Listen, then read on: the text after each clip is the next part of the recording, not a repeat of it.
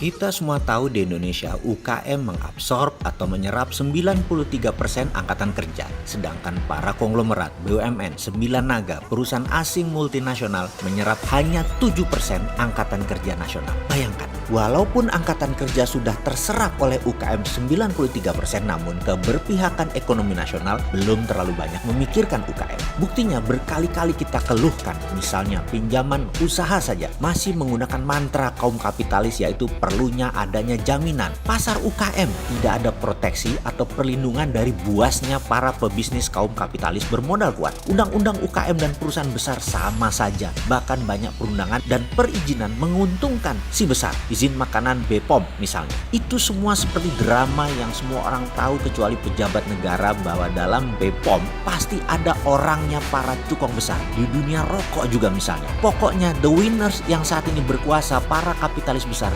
dilindungi undang-undang, punya orang di lembaga perizinan di mana mereka tugasnya memperlambat perizinan sertifikasi para UKM, tetapi mempercepat kebutuhan pebisnis kapitalis. Semua orang tahu hal-hal seperti ini kecuali pejabat tinggi negara. Terlalu steril data informasi ke mereka. Mengapa? Ya mungkin yang memasukkan data ke pejabat tertinggi dan tinggi negara tersebut ya para kapitalis oligarki tadi. UKM suaranya nggak terdengar jadinya. Kembali ke masalah UKM. Di tahun 98 resesi banyak memunculkan kafe-kafe tenda artis alias UKM jadi solusi. Dunia UKM tumbuh nggak ada matinya. Di tahun resesi 2008 UKM melesat. Di tahun 2020 ini bagaimana UKM nasibnya? Bubrah. Kalau tidak cepat diperangi corona, maka Indonesia bisa nggak selesai-selesai masalahnya. Jakarta akhir April bisa turun pandemiknya, tapi Makassar mungkin baru mulai naik. Jabar baru mulai naik. Jabar 2 bulan kemudian peak dan turun. Kemudian Kalimantan baru mulai naik. Gitu aja terus karena keputusan pejabat yang kayak orang lagi dansa caca. Maju mundur,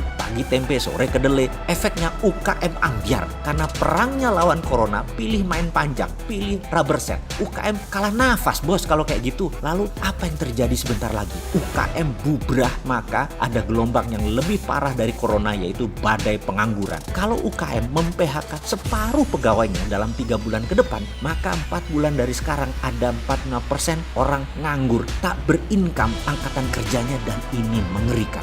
Solusinya bagaimana? Begini saya kasih saran. Dan ini pemerintah yang bisa menjembatani. Bahkan pemimpin tertinggi Indonesia harus segera turun tangan. Kita sederhanakan permasalahan bisnis sebentar. UKM paling cepat menyerap angkatan kerja. Setuju ya? UKM unggulan kalau kita kembangkan cabangnya yang manajemennya bagus, produknya unggul, bahan bakunya lokal, kita fokuskan, pasti berkembang cepat. Misalnya kita ambil contoh bakpia kukus Jogja. Bakpia tadi buka cabang mungkin bisa di 10 kota di Indonesia. Lalu ayam geprek Bensu mungkin bisa berkembang cabangnya lebih dari 500 cabang dalam 2 tahun ke depan. Dan di setiap cabang mereka bisa memperkerjakan antara 20 sampai 40 tenaga kerja. Jadi 10 cabang bakpia kukus akan memperkerjakan 400 orang dalam setahun ke depan. Geprek Bensu akan memperkerjakan 1.200 orang dalam 2 tahun ke depan. Ini gambaran sederhana. Apa grand plan ekonomi UKM kita ke depan? Sebaiknya kita gabungkan Tokopedia, Gojek, Bukalapak, GrabFood, Blibli, apapun marketplace, kita minta data 1% top sales bisnis mereka. Misalnya di GoFood saat ini ada 500.000 merchant mitra bisnisnya. Top 1% alias 5.000 perusahaan itu adalah top 1%. Betul ya? Kalau 5.000 perusahaan tadi buka cabang di berbagai kota, 10 saja masing-masing, jadi ada 50.000 usaha baru yang kalau dikalikan 40 orang akan menyerap 2 juta lapangan kerja baru. Cara membangun cabang tadi bagaimana? Gabungkan dengan platform ECF, Equity Crowdfunding Santara. Top 1% dari 5 atau 6 marketplace tadi mungkin akan mendapatkan 20.000 bisnis unggulan. 20.000 UKM unggulan, bayangkan.